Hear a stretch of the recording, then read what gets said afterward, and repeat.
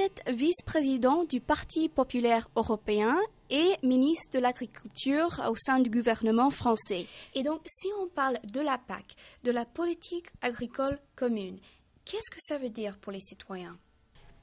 La PAC, au début, elle a été faite pour, dans le grand marché, qui était le marché commun, qui est devenu le marché unique, assurer la suffisance alimentaire, la souveraineté alimentaire.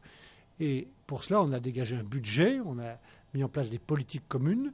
En même temps, ce sont des marchés très volatiles et qui touchent à l'alimentation. Donc on a mis des outils de régulation, de stabilisation, des outils d'intervention.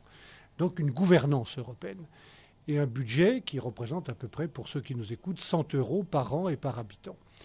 À quoi ça sert ?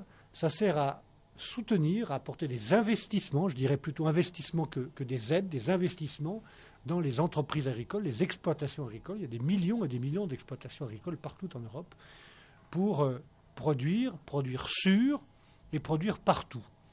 Donc à quoi ça sert pour ceux qui nous écoutent ? La PAC, c'est le modèle alimentaire, des produits alimentaires de qualité, traçables, qui ont des goûts, des couleurs, qui ne sont pas aseptisés. Une production qui se déroule partout, sur tous les territoires, aussi bien dans les régions septentrionales de Finlande ou de Suède que dans le Mezzogiorno en Italie, l'Extremadura en Espagne ou les régions de Pologne, les voïvodes polonaises ou le Massif central en France. Donc des entreprises agricoles, de l'emploi, de la vie dans toutes les régions rurales qui, sans cela, n'auraient plus d'habitants, des paysages qui se fermeraient.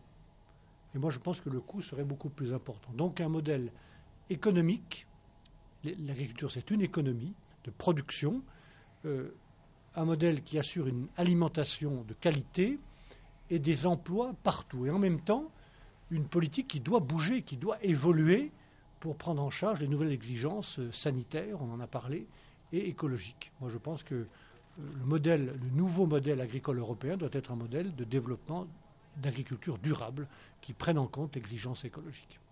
Et est-ce que vous pensez qu'aujourd'hui, la politique régionale et la politique agricole commune, ces deux politiques sont menacées ?